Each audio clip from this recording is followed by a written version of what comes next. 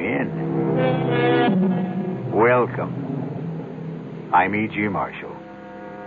Welcome to the sounds of suspense, to the fear you can hear, to the terrifying world of the imagination. I'm your guide for a journey up a mysterious mountain. Dead Man's Mountain is what it's called. Going is really no problem. It's coming down that separates the living from the dead.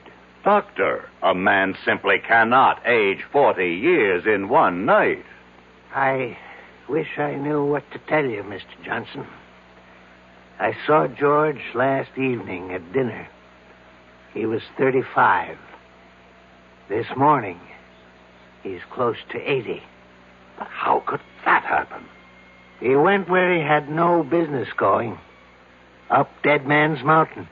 Is there some kind of disease up there? Some germ? Some virus that can age a man? None that is known to science. Then how do you account for it? Probably the Indian legend is correct. Some evil spirit up there hates to be disturbed.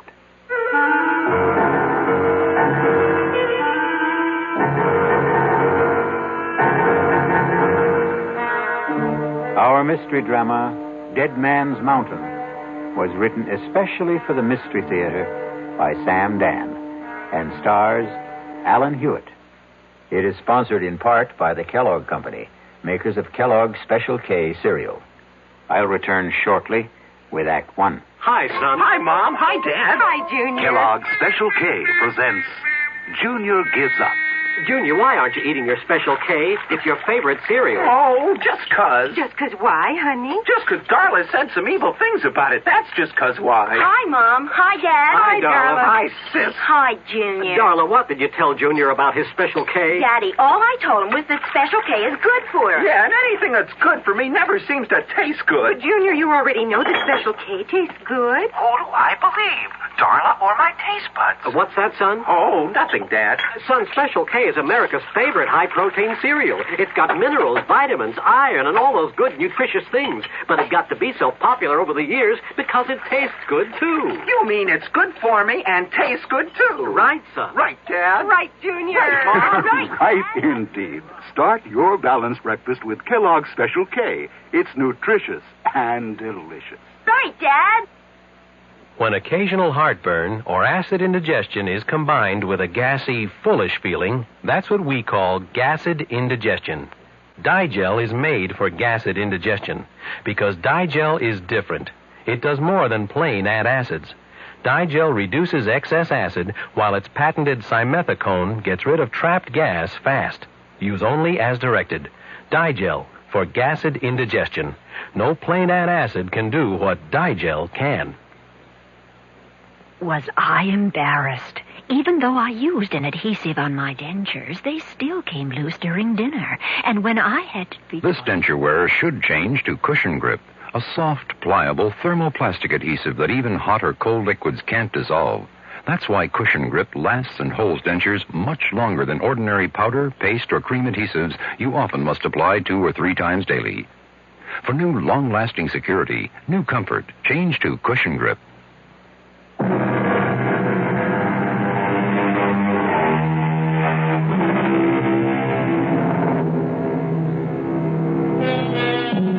R.J. Johnson sits at his desk. Yes, the R.J. Johnson. The mysterious, the remote R.J. Johnson. I better explain that. His ways are mysterious, except when his plans include you. He is remote, except when he wants something from you. Then his presence can become an overwhelming reality. Some say R.J. is the richest man in the world. Some say he's the second, the third, the fourth richest. Does it matter? All we need to know is that on this particular morning, R.J. Johnson sits at his desk, as usual, and is formulating plans to buy or sell what? An industry? A government? Somebody's soul? Parker, I want us to maintain our short position on Consolidated Industries. It's bleeding down steadily, and we should help depress it a bit, too. No, I'm not afraid of anything like that. They won't get a government contract. We can see to it. Pick up National Computer and Starlight Oil. I want our full concentration on those three. I'll call you back later. Yes, Mrs. Dollard. Come in. Mr. Johnson, George Morrissey is here. And about time. I want hourly reports on Consolidated, National, and Starlight to see to it that Parker can always reach me. Now, have Morrissey come in. But, sir, about Morrissey. Is there a problem? Well, I... You were saying? Perhaps I should have said... Mrs. Dollard, are you all right? Perhaps I should have said... There's a man outside who claims to be George Morrissey. Mrs. Dollard, you know George Morrissey. I thought I did. If there's any doubt, check security. I did. Then that settles it. He could never hope to get past the lobby elevators if he weren't George Morrissey. Mr. Johnson, maybe what I'm trying to say is there's a man out there. And I don't want him to be George Morrissey. Have him come in here. Yes, sir. Mr. Johnson will see you now. Do you see what I mean, Mr. Johnson? Mrs. Dollard, is this your idea of a practical joke? Who is this? Please, R.J., don't yell at her. I can't stand noise. George? Yes, George. You can't be George. Look at me, R.J. Look at me. I can't believe it. You don't want to believe it. What happened to you? Please let me sit down. He walked out of this office 3 weeks ago. Yes, 3 weeks ago. He was a man of 35. And now... Now I know. I look in the mirror. I could be 75. His hair is all white. He's wrinkled, stooped. And that's not the worst of it. I feel 75. I couldn't even walk without this cane. George, the first thing you have to do is tell me exactly what happened. I was at Manitou Mountain, getting the development deal set, and R.J., listen, we'll have to forget it. Give it up. What are you saying? I'm saying forget it. Look at what happened to me. They said, all the locals, they said, the mountain was haunted. Terrible things would happen to anyone who went up there. Talk sense. Can't you believe your eyes, R.J.? Look at what happened to me. George, start at the beginning. I couldn't get anyone to drive up the mountain road. So I hired a car. I drove it myself. I drove it up the mountain and... Yes, and? And that's all I remember, R.J. I must have passed out up there.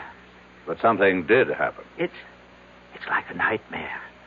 I can't bring it into focus. Just flashes of it. Terrible things. Be specific. What kind of terrible things? Shapes, forms, voices, saying I was going to die, that my life was falling away, that it was disappearing. What kind of shapes? What sort of forms? I don't know. What size were they? What color? I don't know. You say voices. What kind? High, low? R.J., I were they don't men's know. voices? Women's? I can't remember. I can't now pull remember. yourself together. Pull myself together. Look at me. I'm an old man. I've been robbed of half my life. Now think. How long did you stay on the mountain? I don't know. Somehow I managed to get the car turned around. I drove back to town. I found a doctor. What's his name? I don't know. What did he say? I can't remember. R.J., I came here to warn you. The mountain, it's haunted. It's cursed. Give up the project. Mrs. Dollard, call Dr. Waterson. No. Doctor can't help me anymore. But I can help you, R.J. Give it up. Give up the project.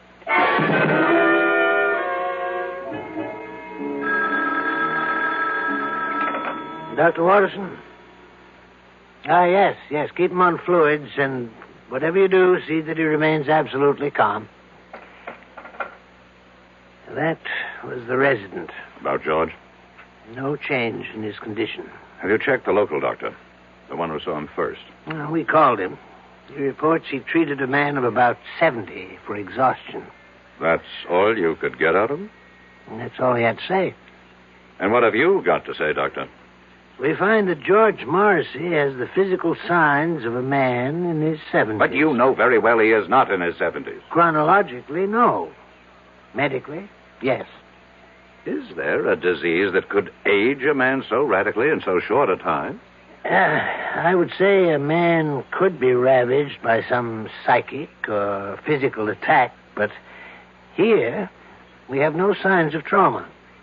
His tissues, organs, nervous system, circulatory system, they show the deterioration that could only be caused by aging. Let's cut through all this, Doctor. How did it happen? We don't know. You don't know. Am I supposed to buy this nonsense about a haunted mountain, curses, and all that? I don't have the answer, R.J. Watterson, over the years, I have contributed millions for medical research. I bought this whole hospital for you. So, are you telling me that now, when I need some answers, I'm not going to get anything for my money? I'm telling you that we have no answers at this time. Is it possible that George could be faking? Why should he want to fake? Answer my question. The answer's no. I want to see him. He's very weak. Is it important? I don't make unimportant requests. Well, just for a minute or two at most. And please, don't excite him.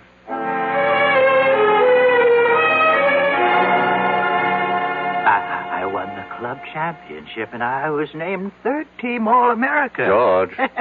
Girls, you should see how the girls would fall all over me. George, pay attention. Huh? Oh, it's you, R.J. Listen. No, George. Don't try to sit up. But I've got to talk to R.J.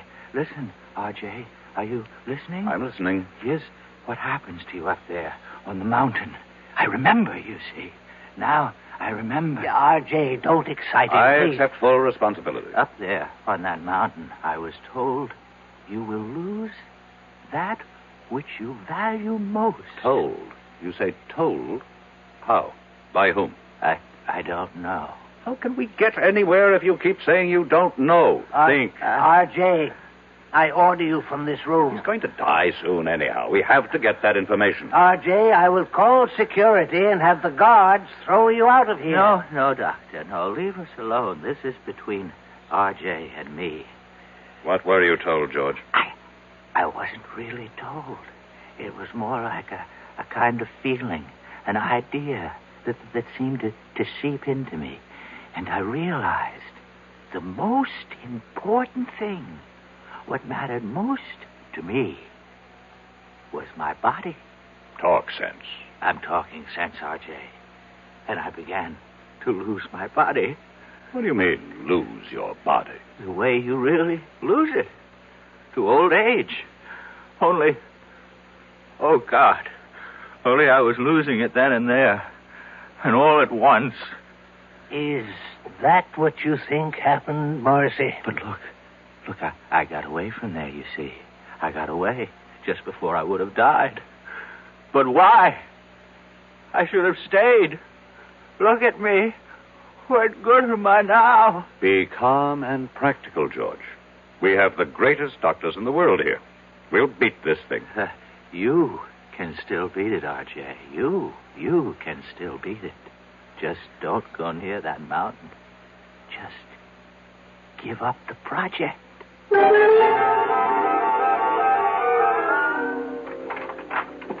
You wanted me, Mr. Johnson? Has Parker called while I was out? Yes, sir. He reported in.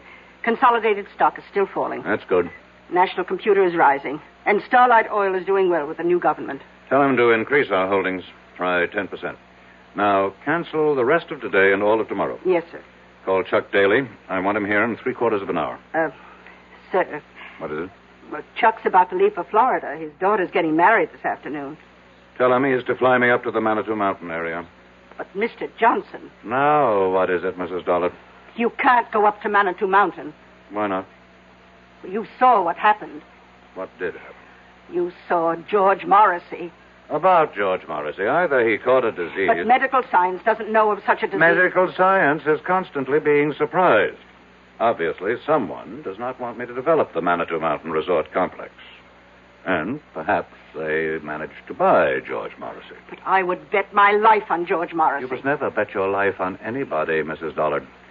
The nearest town to Manitou Mountain is Lafayette Center. Reserve a room for me there at the motel. But he is George Morrissey. Fingerprints, dental records. Reserve it under the name R.J. Smith. Mr. Johnson, are you going up there alone? You know perfectly well, Mrs. Dollard, that the way to get something done is to do it yourself.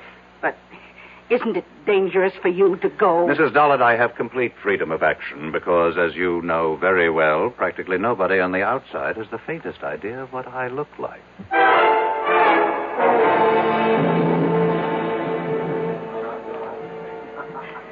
How many days do you plan to spend with us, Mr.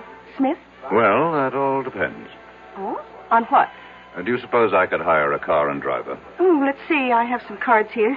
Pick out any name. Tell him Doris Evans over at the motel recommended you. Do you mean I need a recommendation to hire a car? Well, it's deer season. Can't expect a man to concentrate on his business. I would think you can if you pay him and he recognizes his obligation. Well, I can see you're a very serious-minded person, Mr. Smith. What brings you up to our frivolous part of the world? I intend to do some sightseeing. Sightseeing? Well, I hear you have some very beautiful country. Oh, yes, we do have a lot of very beautiful country up here. Wild, unspoiled. And we aim to keep it that way, too. Tell me, is there a doctor in town? Oh, I hope nothing's wrong. I wouldn't want you to get sick on us while you're here. No, I should just be checked every now and then. Oh, well, we do have Doc Stallings. Does he have office hours now? His office hours are when he's not hunting or fishing. But I think he'd give up a chance at a 12-point buck for you. Why? Well, he doesn't get an opportunity like this every day. To do what? To treat the world-famous R.J. Johnson. I see. How did you know I'm sorry. Really, I shouldn't have given it away. After all, if you want to call yourself Mr. Smith, we should indulge that little conceit. But how did you know? Mr. Johnson, the whole town knows you're up here. Why, we've all been waiting for you.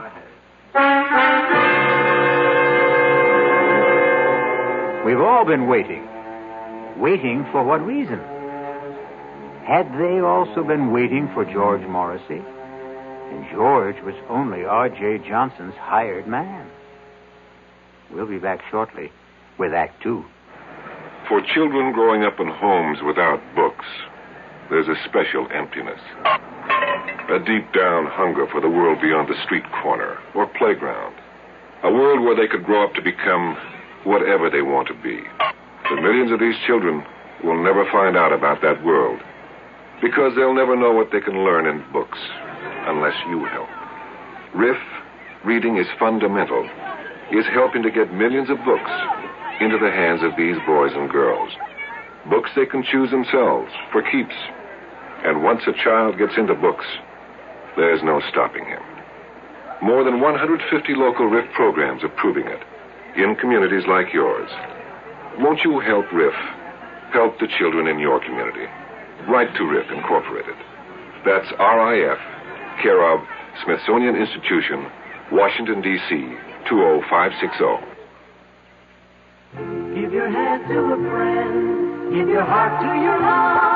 But if you're cold, to contact, the sooner the better. Hey, I'm back. How's that cold? Rotten. Get the contact? I got everything.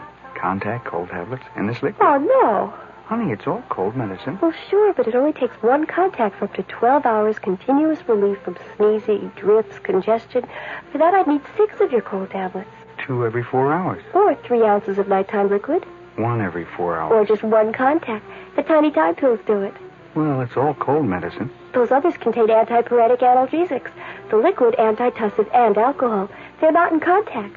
6 or 3 or 1. I'd choose the 1 contact. Me too. And I'm the one with the cold.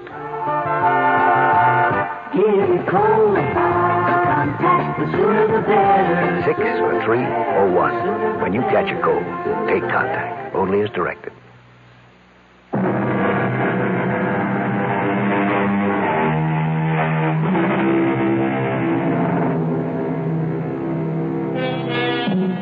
One of the world's wealthiest men sits in the tiny lobby of a small motel in an out-of-the-way village somewhere in the Adirondacks. And suddenly he feels that all of his money and power somehow seem to be very far away at this anxious moment. You say the whole town's been waiting for me, Mrs. Evans? Yes, we've been waiting. Why? Well, you own us now. I own you. In a manner of speaking. You own all the land that surrounds this village. I would think of myself as more of a neighbor. Well, we don't think your plans for the area will make you a good neighbor. You had your chance to protest against the project at the hearing. And we did. And after the legislature weighed all the pros and cons, they acted in the interests of the entire state, not your narrow provincial prejudices. You really believe that, don't you? I certainly do. Well, we know why certain votes went a certain way. Oh, do you? Suppose you tell me. We know there was bribery and pressure. Really? None of this was found by the special prosecutor's office. Well, I must admit, though, I admire your courage. My courage? To come up here, all alone, without your thugs. Oh, just a minute, Mrs. Evans. Oh, they have clean fingernails, excellent manners, college degrees. But they help you to steal and cover your tracks. In that sense, they're no better than common thugs. You really believe that, don't you? Now, let me set you straight. I have never done anything illegal. Oh, you can't be serious. No court has ever found me guilty of any crime. Congratulations. But here's what I am guilty of. Success. And this has earned me the envy and the hatred of millions of people. But that's human nature. I understand that. What I don't understand is the attitude of the people in this town. I'm not taking anything from you. I'm going to make every one of you rich. Can't you believe it? Oh, yes. We believe it. Do you have any idea how property values in this town will skyrocket when the development is here? Yes, indeed. Then why is everybody so unhappy? You know, you remind me of my husband. My late husband, that is. In what way? He was an unsuccessful version of you. He also worshipped money. But he didn't know how to make it. Now, what happened to your husband? He went up to what your investment brochure calls Manitou Mountain. Dead Man's Mountain, we call it around here, and it killed him. How could the mountain kill him? It's an old Indian legend. Unless your conscience is completely clear, that mountain will kill you. Well, it killed poor Sidney Evans, rest his soul. Killed him? How? He was discovered at the foot of it. He was completely shriveled. There must be an explanation. Doc Stallings never found it. He just wrote it up as death due to causes unknown. Stallings is, after all, only a country doctor. That's right, he is. Tell me, how do your high-powered city doctors explain Mr. Morrissey? Well, you know about Mr. Morrissey. Oh, the whole town knows about Mr. Morrissey. Poor Mr. Morrissey, he went up there. Something he had no business doing. I must correct that. He had every business doing it. He was my agent inspecting my property on orders from me. But the fact is, he went up there, and the mountain got him. Have other people met with mysterious results after climbing that mountain? Oh, very few and far between. We may be just country folk up here, but we learn from experience.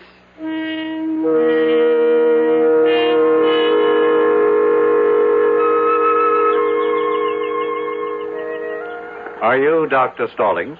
Well, look who's here. They said you'd be out fishing. Well, that's never a bad guess, but it takes two, and the trout won't play. I'd like to talk to you. Sure. I'm willing to pay you for a consultation. Oh, I intend to charge you. Well? Well, what? Well, aren't you going to come up here out of the water? Well, you see, I got my eye out for a certain brown trout. So you just tell me your symptoms, and I'll decide whether I have to examine you. An employee of mine. You treated him recently. George Morrissey. Oh, him. What happened to George Morrissey? Well, I met him at the motel. It was a Thursday night. I go there for dinner whenever Doris Evans serves pot roast. Hey, you're lucky. She's having it tonight. About Mr. Morrissey. Oh, he was a serious kind of fellow. About like you. same no-nonsense, let's get right down to it attitude. I'm only interested in what happened to Morrissey. What happened? Well, he wanted to hire somebody to drive him up to Dead Man's Mountain. And nobody would do it. That's right. Why? Well, you've been told why by now, I'm sure. I'm asking you why. I'll tell you the same thing. That's impossible. Why is it impossible? Oh, I see what you're thinking. It's all right for the simple-minded hicks up here to swallow that superstitious nonsense, but me, I'm a doctor. A product of a highly sophisticated, specialized education. That's exactly what I'm thinking. Well, think again, because I believe it, too. There has to be a reasonable, logical, rational explanation for what happened to George Morrissey. Oh, there is. He offended the spirit of the mountain. Oh, you consider that reasonable, logical, rational? Would you feel better if I said there's something up in that mountain, a virus, a bacillus, a fungus, which somehow causes immediate aging? It would be a more rational explanation. You mean more acceptable? I want to know what you believe, and I'll pay you for it. I believe the evidence. If you go up there, you can die. But why? Because a great spirit lives up there, and he values his privacy. That's impossible. I saw George Morrissey at dinner one night. A vigorous, athletic-looking man in his 30s. I saw him again the following evening. A broken old man, half dead. And you explain it with this half-baked legend. Well, how do your city doctors, with all their modern facilities, explain it? Your Dr. Watterson, a world-famous diagnostician, he called me. He asked me. This thing has to be cleared up. Why? What's wrong with a nice, quiet mystery? If word of this becomes general, it can destroy the entire project. Uh-huh. Is that bad? Millions of people will be deprived of an opportunity to enjoy healthful recreation in a fresh country environment. But it won't be fresh country, you see. You'll have superhighways and smoke and noise and honky-tonk resorts. I'm convinced that you people are up to something. Well, you tell me what. I don't know. But I assure you, I have the resources to find out. Well, if you ever do, let me know.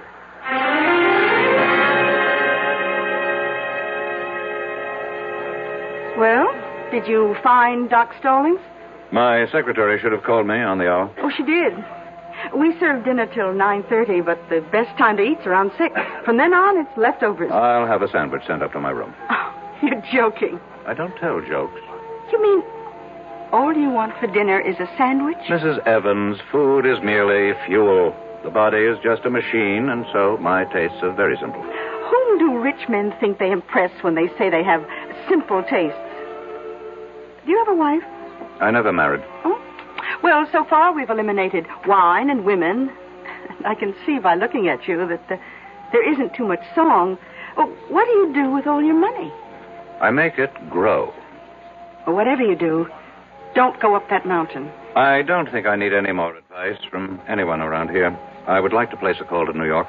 You go up that mountain, and when you come down, you'll be penniless. You have my secretary's number there. Please put it through. Just remember, I told you.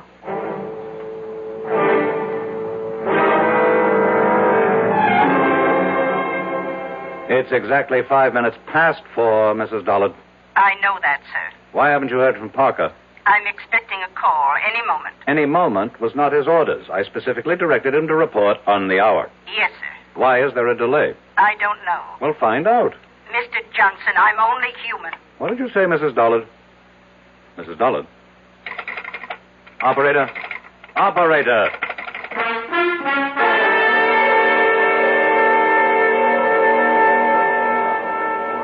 Now, see here, Mrs. Evans. Oh, Mr. Johnson, I was just trying to reach your room. I've been cut off in the middle of a crucial telephone call. Carlotta, the phone company operator, she just told me that we can't get through to New York for a bit. What are you saying? Well, you've seen those signs along the roads. Look out for falling rocks. Well, we just had a pretty good slide on Route 640. But I must talk to New York. A lot of wires are down, but Ev Bailey and his boys will have it fixed before long. Oh, Hi, Doc. Hello, Doris. And why does the celebrated R.J. Johnson look so agitated? Well, he can't make a phone call. Oh, my. You know, Mr. Johnson, as a physician, I have a prescription that could keep you healthy and happy for years. Doctor, I'm in no mood for your folksy philosophy. I have to make a phone call. Don't you want to hear my prescription? How long will it take to repair the lines? So, maybe an hour. An hour? Maybe less. I would prescribe the following. Chuck it all, Mr. Johnson. Give it up.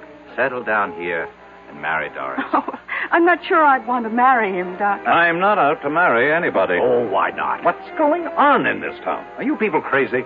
Where's the police station? The police station? Well, we do have a sheriff. Send for him. What do you want the sheriff for? There has to be some kind of plot. Where can I find the sheriff? Oh, you don't have to find him. He's coming in the door right now. Hi, Elwood. Evening, folks. A gentleman here wants to see you, Elwood. Yes, sir. Sheriff, I need your help. That's what we're here for, sir. My name is R.J. Johnson. Pleased to meet you.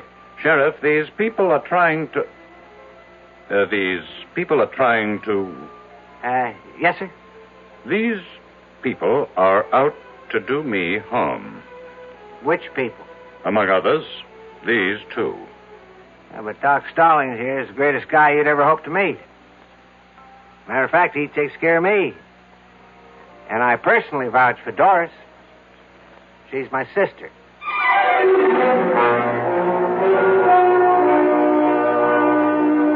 A very nice, tidy little town.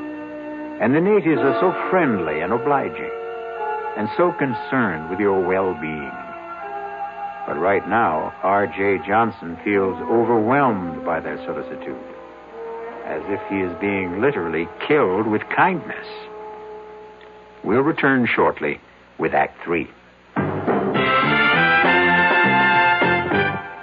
Ever see a beer drinker pour his beer real easy down the side of the glass? Maybe you do it yourself.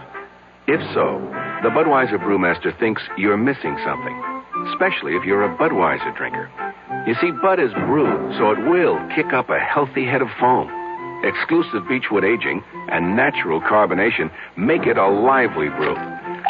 Well, anyway, pouring Bud plunk down the middle of the glass helps bring out the best in that clean white Budweiser foam and real beer aroma.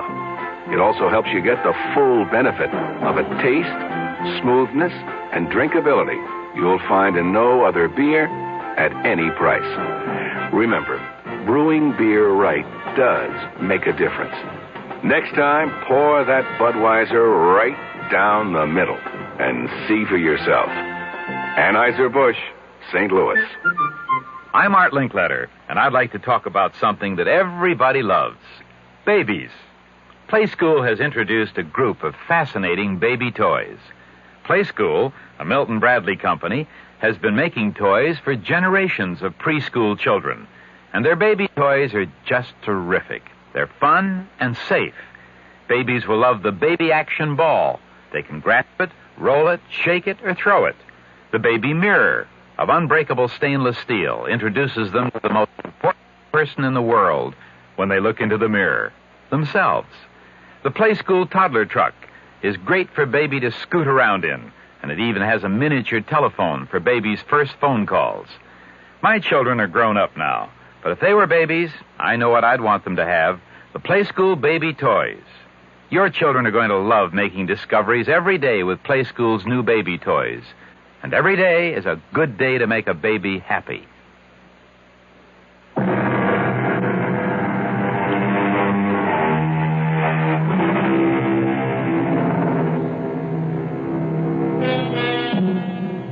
Are the people of Lafayette Center the kindly, generous-hearted folks they seem to be?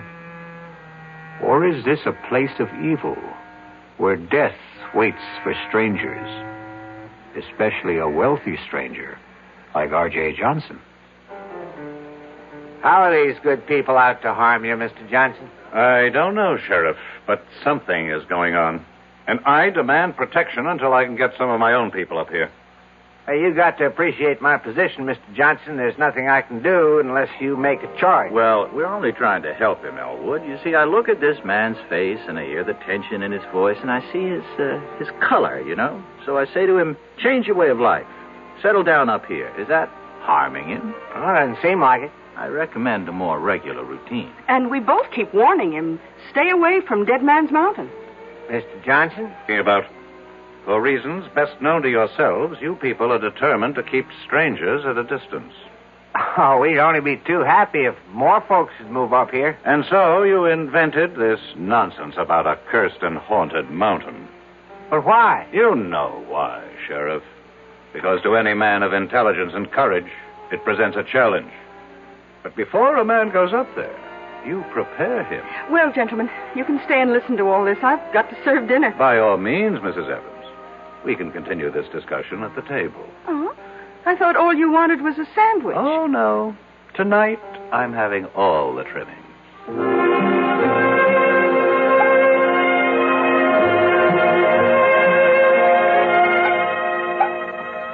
Here you are, Mr. Johnson. Thank you. Hot roast, mashed potatoes, peas and carrots. Now, that's a cure for whatever ails you. Hold on.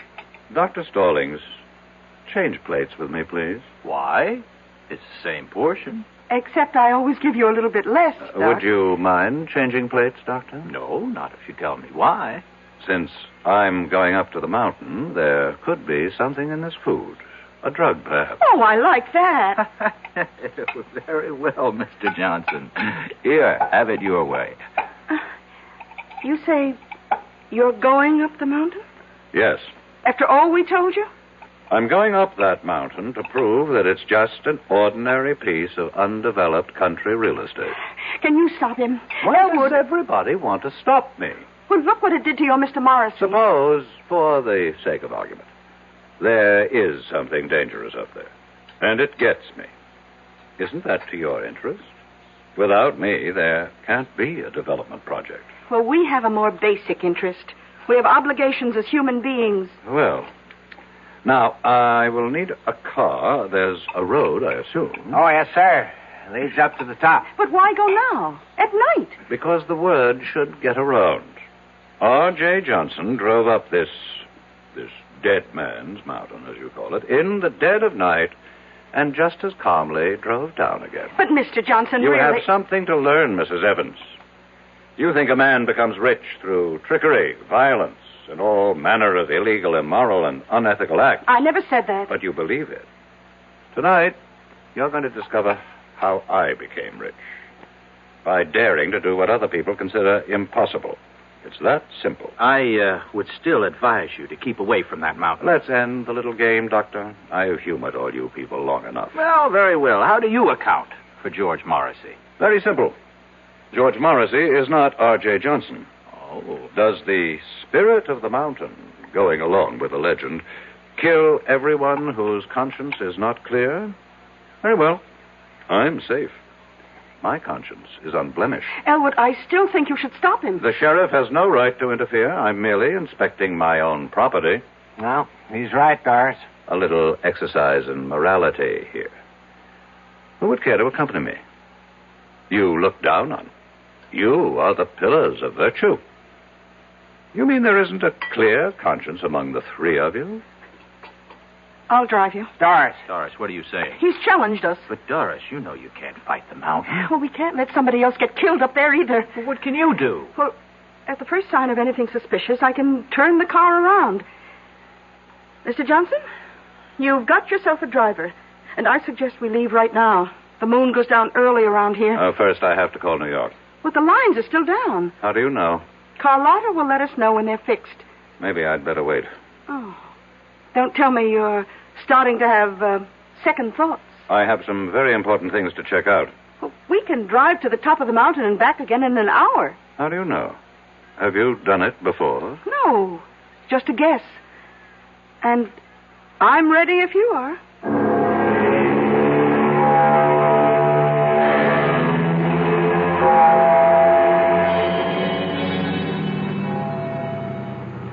Well? What is it, Mrs. Evans? Well, we're here. We're at the foot of Dead Man's Mountain.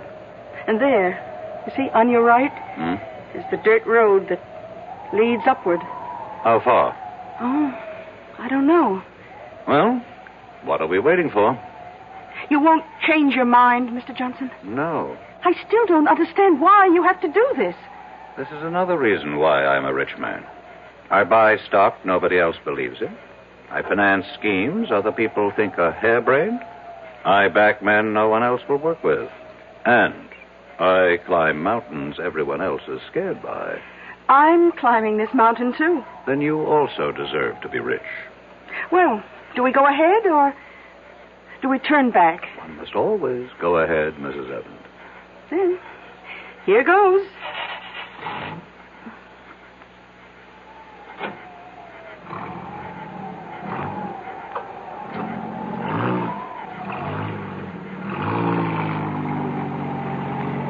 How do you feel, Mrs. Evans? All right. I guess. You guess? How do you feel? I don't have to guess. I know. I feel great. It should be interesting. What? Let's assume all you people are right. This mountain is haunted by a great spirit who strikes down all who have guilt. Which one of us do you suppose he'll strike down? Well, I don't have a guilty conscience. I wonder about that. I heard the doctor say you had a weakness for men with problems. Your late husband. Maybe he didn't have problems. Maybe you had the problems. Well, we all have problems. Stop for a moment. What's the matter?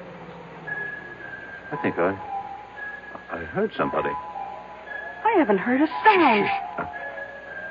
Listen. RJ, I'll have the security guards throw you out of here. It's Watterson. It's Dr. Watterson. What's he doing up here? Who's Dr. Watterson? He's looking after George Morrissey. I'll throw you out of here. Didn't you hear him? There's no one around but you and me. Now that I think of it, that's a strange way for Watterson to talk to me. He would never have the guts to say that unless he knew something. Look, I think we'd better turn around. No. I think I'm learning something. Watterson, do you know that Watterson is Parker's son-in-law? Well, who's Parker? My administrative assistant. He executes all my orders. Suppose Consolidated Industries is not going down. Suppose it's starting to go up. Suppose Parker is still holding. Oh, come on, Mr. Johnson. Just relax. Huh? Now, if it's too much for you up here, let's turn back. Tell me, Mrs. Evans, how did you know I'd be here? Well, we just assumed. No one told you. Who would tell us? A pilot. My pilot. I didn't even know you had one. He may have been put out because I made him fly me here on his daughter's wedding day. Oh? Well, that really wasn't nice. I pay him enough, but he didn't tell you. No. Listen. I don't hear anything. Just listen. There. I'm only human, Mr. Johnson. I'm only human. Why would she answer me like that if she didn't know something? I don't hear a thing, Mr. Johnson. I'm only human. Let me tell you about her. She's quiet. She's almost mousy. But she's ambitious. I can tell. I've made her a rich woman. She's in on it. She's in on it, too. She and Parker and Morrissey. They worked it out. And you're in on it, too. Me? They wanted me out of the way. And so all of you got together. You worked up this phony scheme. Look, we're going to turn back. Answer the phone. What phone? Answer it. Hello.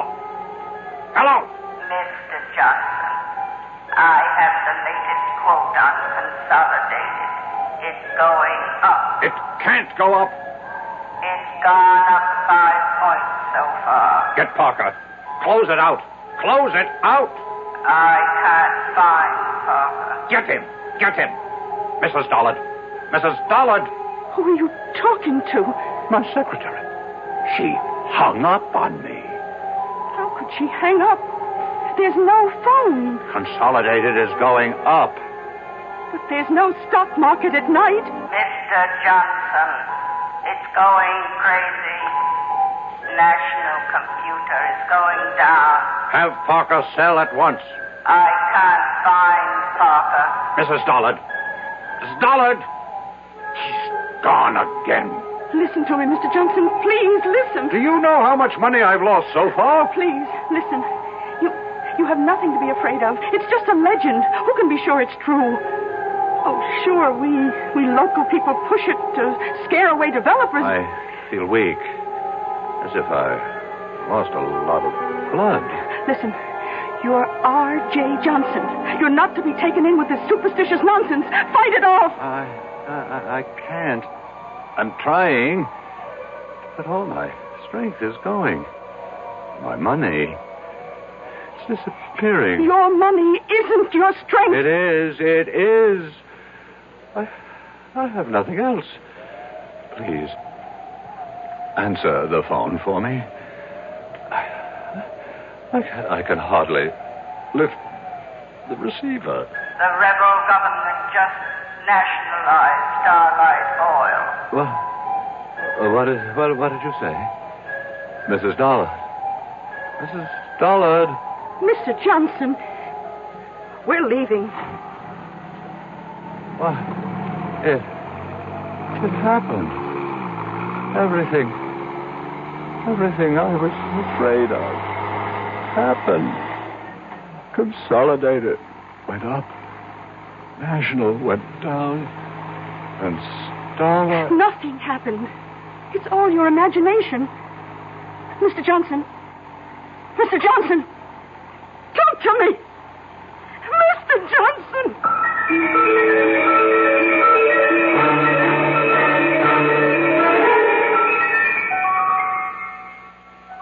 He's dead.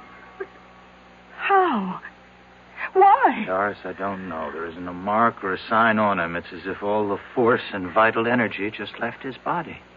Well, maybe it's all for the best. He was in trouble. Trouble? It was on the news. Some of his holdings went haywire for some reason. 3 big companies. He's out millions.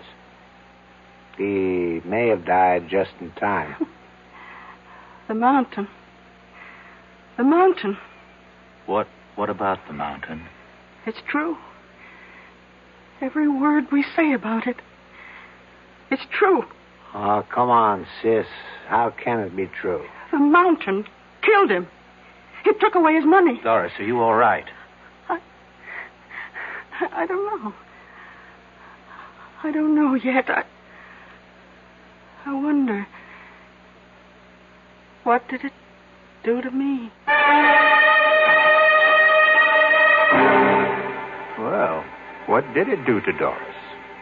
Everybody loses what he values most up on Dead Man's Mountain, as the saying goes. Maybe Doris had fallen in love with R.J., and thus the mountain robbed her, too. I'll be back shortly.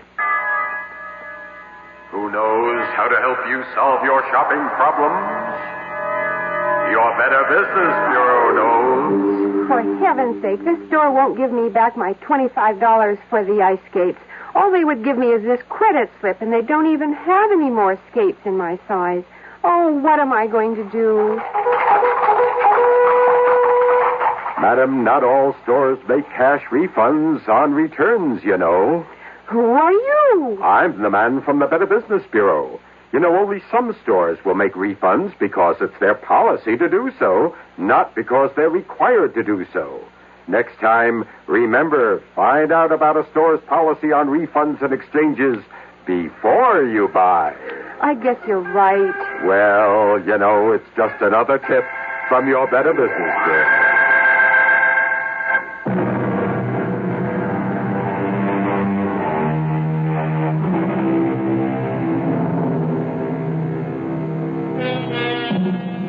Haunted mountains.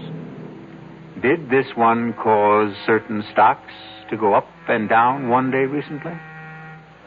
It certainly seems no more far-fetched than some of the explanations people have for the market. The cast in our exercise in The Extraordinary included Alan Hewitt, Bryna Rayburn, William Redfield, and Robert Dryden.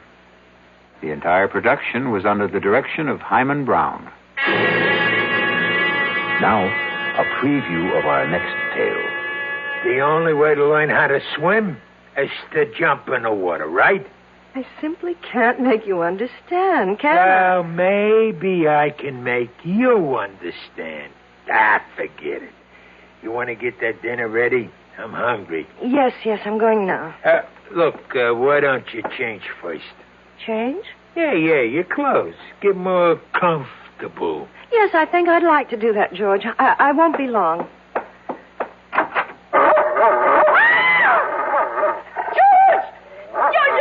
There's a dog on our bed. A horrible big dog. Take it easy. That's my surprise. That's it. Tell her. Get him out of here. Please, George, take him away. It's only a dog, for Pete's sake. He's not going to hurt you. Get it out, George. Please. Radio Mystery Theater was sponsored in part by Anheuser-Busch Incorporated Mystery Theater for another adventure in the macabre.